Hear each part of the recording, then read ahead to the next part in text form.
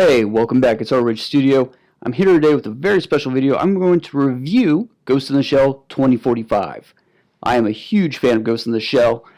Remember watching this way back in the day on Toonami way late at night because not a whole lot of kids were interested in this show.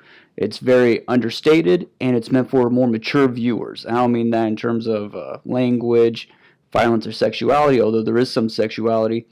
It is not mature in that kind of way. The storytelling is far beyond the interest of children. They would not be interested in this at all. It's very understated. It's very political. They go into very deep philosophical reasoning for, life. What is life? At what point does artificial intelligence become life and need to be respected as its own individual entity with rights and privileges and all that sort of stuff. And it's very interesting to adults, but it would not be interesting to the typical young viewer.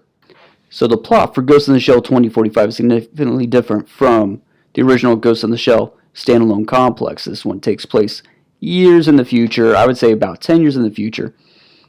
I'll tell you, only one character has really changed at all during that time. But the team is no longer really together for the most part, not under the Section 9 banner. The majority of the team, all those who were cyberized, took off. They continued to play war games into the future. But let me read off the description for this series. It says, in the year 2045, after an economic disaster known as the simultaneous global default, which destroyed the value of all forms of paper and electronic currency, the big four nations of the world are engaged in a state of never-ending sustainable war to keep the economy going. In this world, Motoko, Bato, and other members of Public Security Section 9 have sold themselves out as mercenaries under the group Ghost, using the cybernetic enhancements and battle experience to earn a living while defusing hotspots across the globe. However, the emergence of post-humans and a conspiracy uncovered by former Chief Aramaki forces Section 9 to reunite. So when we open up on Section 9, we'll call them Section 9. Even though they're going under the name of Ghost now, we'll call them Section 9 because Togusa's recruited to go to America or Central America, wherever they're at, and find and recruit them, bring them back to Japan, which never actually fully happens because they step into some shit. Right? So, the entire Season 1, I'm a little frustrated because Season 1 felt like a big setup for nothing. It didn't happen. It goes into Season 2. Now, that said, I did really enjoy this season of Ghost in the Shell.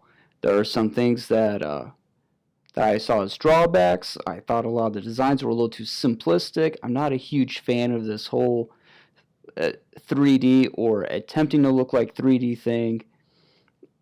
I think they would have been better off just going traditional 2D. Castlevania done it, and they did it well. That's what they should have done. I don't know. I like the new concept designer. He's Russian. His name is Kushnov Ilya, I believe, is how it's pronounced. Could totally be butchering that. But his art is great. I love it. It's phenomenal. But I don't like this whole 3D looking thing, which I knew is what I was going to get with Kenji Kamiyama coming back because he's done all this other stuff like Ultraman, which is on Netflix, all these other Netflix 3D looking anime. He's been a part of it, and he's been pushing this agenda to go 3D. I think it needs to stop, leave it to DreamWorks and Pixar, all these bigger studios to go 3D. They're doing it well, and it takes forever. So they're doing it on films.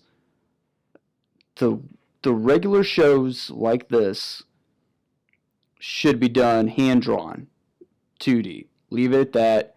It looks great.